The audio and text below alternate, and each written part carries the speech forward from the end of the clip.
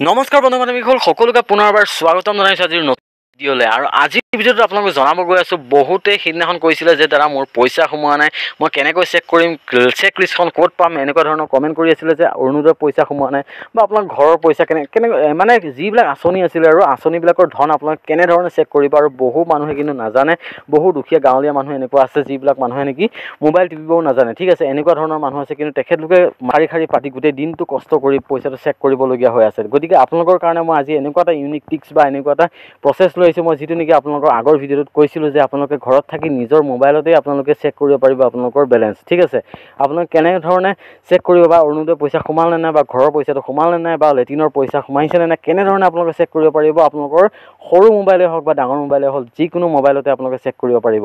ঠিক আছে, আজি সবিশেষ জনাম, ভিডিঅ'টো শেষলৈকে চাব আৰু যিমান পাৰে ভিডিঅ'টো শ্বেয়াৰ কৰিব যাতে সকলো মানুহে গম পায়, আৰু যিবিলাকৰ নেকি সৰু ফোনো আছে তেখেতলোকেও যাতে ধুনীয়াকৈ এই কথাটো জানে আৰু ধুনীয়াকৈ কামখিনি কৰি ল'ব পাৰে। তেনেহ'লে বলক আজিৰ ভিডিঅ'টো আমি আৰম্ভ কৰোঁ।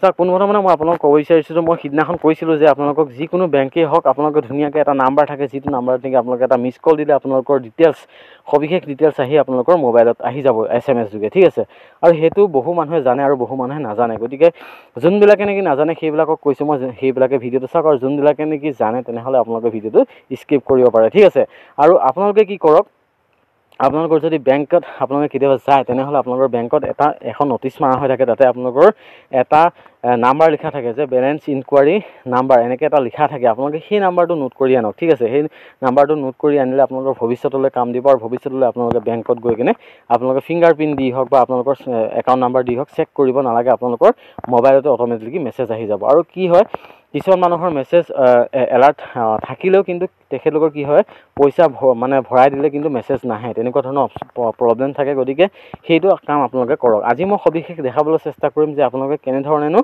সেই নাম্বাৰটো চাব পাৰিব। ঠিক আছে, আপোনাৰ পোনপ্ৰথমতে আপোনালোকে কি কৰিব, আপোনালোকে গুগল খুলি ল'ব। ঠিক আছে, যিকোনো এটা ব্ৰাউজাৰত গুগলত যাব, যোৱাৰ পিছত আপোনালোকে কি কৰিব, ইয়াতে আপোনালোকে চাৰ্চ কৰিব লাগিব এটা বস্তু, যিটো নেকি আপোনালোকৰ ধৰি লওক আপোনালোকৰ সৰু মোবাইল আছে। ঠিক আছে, আপোনালোকে নাজানে, আপোনালোকৰ যিবিলাক ল'ৰা ছোৱালী আছে বা যিবিলাকৰ আপোনালোকৰ মোবাইল আছে তেখেতলোকৰ মোবাইলত আপোনালোকে ভিডিঅ'টো চাই লওক, আৰু ভিডিঅ'টো চোৱাৰ পিছত আপোনালোকে গম পাব যে কি নাম্বাৰ আচলতে ডাইল কৰিব লাগিব। ঠিক আছে, আপোনালোকৰ ধৰি লওক যিকোনো এটা বেংক। ঠিক আছে, মই আপোনালোকক ছাপ'জ আপোনালোকৰ দিব বিচাৰিছোঁ আসাম গ্ৰামীণ বিকাশ বেংক। ঠিক আছে, ইয়াতে যদি লিখে আসাম গ্ৰামীণ, ঠিক আছে, গ্ৰামীণ এতিয়া বিকাশ বেংক। ঠিক আছে, ইয়াতে লিখিব বেলেঞ্চ। ঠিক আছে, বেলেঞ্চ ইনকুৱাৰী। ঠিক আছে, ইনকুৱাৰী নাম্বাৰ। ঠিক আছে, এইবোৰ লিখাৰ পিছত আপোনালোকে চাৰ্চ কৰি দিব। ঠিক আছে, ডাইৰেক্ট চাৰ্চ কৰি দিব। চাৰ্চ কৰি দিয়াৰ পিছত আপোনালোকৰ অপশ্যন এটা আহিব, আপোনালোকে পোনপ্ৰথমে আপোনালোকে দেখা পাব।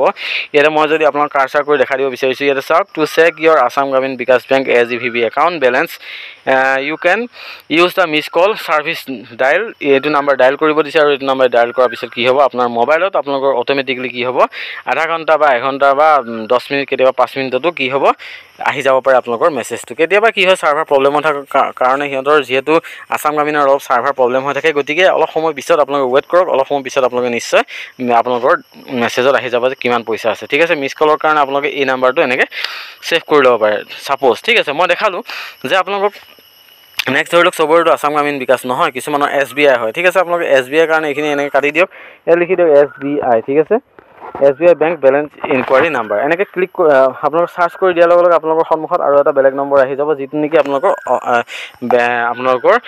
SBI হয়। ঠিক আছে, ইয়াতে চাওক SBI account balance you can miss call. ঠিক আছে, আপোনালোকে মিছ কল দিয়ক, এই নাম্বাৰটোত মিছ কল দিয়ক, আৰু অলপ সময় পিছত হয়তো 2 মিনিটৰ পিছতো আহিব পাৰে, হয়তো 1 মিনিটৰ পিছতো আহিব পাৰে, সিহঁতৰ ছাৰ্ভিচৰ ওপৰত ডিপেণ্ড কৰে। যদি সিহঁতৰ ছাৰ্ভাৰ ঠিকে থাকে তেনেহ'লে আপোনালোকৰ লগতে আহিব, যদি ছাৰ্ভাৰ প্ৰব্লেম থাকে তেনেহ'লে অলপ দেৰিকৈ আহিব।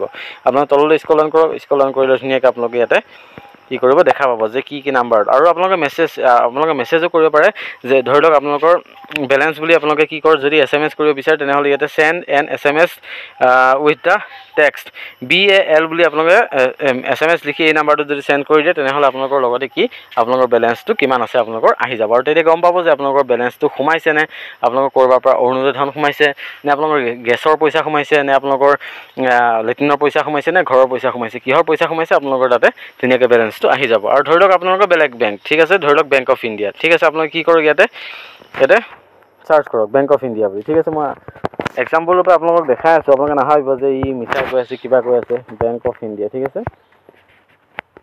এনেকৈ কৈ আপুনি চাৰ্চ কৰি দিয়ক, ঠিক আছে। চাৰ্চ কৰি দিয়াৰ লগে লগে কিন্তু আপোনালোকে বেংক অফ ইণ্ডিয়াৰ আপোনালোকৰ নাম্বাৰটো আপোনালোকে ইয়াতে পাই যাব, ঠিক আছে। যিকোনো বেংক আপোনালোকৰ বেংক অফ বৰোদা হওক, ধৰি লওক PNB হওক, পাঞ্জাৱ নেশ্যনেল হওক, যি হওক আপোনালোকে তাতে চাৰ্চ কৰক। চাৰ্চ কৰাৰ পিছতে কিন্তু আপোনালোকৰ বেলেঞ্চ ইনকুৱাৰী নাম্বাৰটো আহি যাব। আৰু এটা কথা কৈ থৈ দিওঁ ইয়াতে, আপোনালোকে কিন্তু এইটো নাম্বাৰৰ পৰাহে কৰিব লাগিব যিটো নাম্বাৰত নেকি আপোনালোকৰ ৰেজিষ্টাৰ হৈ আছে। তাতে ধৰি লওক যোনটো বেংকৰ নাম্বাৰ দিছিলে, আপোনাৰ মোবাইল নাম্বাৰ লিংক আছে তো আপোনাৰ বেংকৰ লগত, সেই নাম্বাৰটোৰ পৰাহে কিন্তু আপোনালোকৰ মিছ কল দিব পাৰিব। যদি বেলেগ নাম্বাৰৰ পৰা দিয়ে তেনেহ'লে কিন্তু নট ৰেজিষ্টাৰ বুলি দেখাই দিব, ঠিক আছে।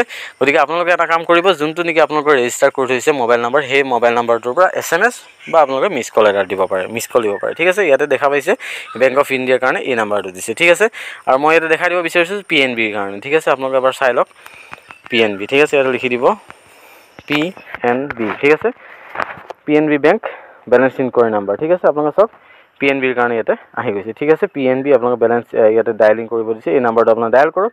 ডায়েল কৰাৰ পিছত আপোনালোকৰ অট'মেটিকলি কাটা যাব, ঠিক আছে। অট'মেটিকলি যেতিয়া কাটা যাব তাৰপিছত আপোনালোকৰ বেলেঞ্চটো আপোনালোকৰ মেছেজ যোগে আপোনালোকৰ মোবাইলত আহি যাব, ঠিক আছে। এনেধৰণে আপোনালোকে কিন্তু ধুনীয়াকৈ যিকোনো বেংকৰ আপোনালোকে চেক কৰিব নোযোৱাকৈ ঘৰত থাকি আপোনালোকে কৰিব পাৰিব। মই সেইটো কাৰণে আপোনালোকক কৈছোঁ যে আপোনালোকে দীঘল লাইন লাগি আপোনালোকে বেংকত ৰখি আপোনালোকে বেলেঞ্চটো চেক কৰিব নালাগে। ঘৰত থাকি ধুনীয়াকৈ এটা মিছ কল দিয়ক আৰু আপোনালোকৰ মোবাইলতে ধুনীয়াকৈ সবিশেষ আহি যাব, ঠিক আছে। আজি ভিডিঅ'টো চাই কেনেকুৱা পালে আপোনালোকে কমেণ্ট কৰি জনাবলৈ নাপাহৰিব। আৰু যদি ভাল পাইছে সকলোৰে মাজত ভিডিঅ'টো শ্বেয়াৰ কৰিব, যাতে সকলো নাজানা মানুহে যাতে ধুনীয়াকৈ বস্তুখিনি কৰি ল'ব পাৰে।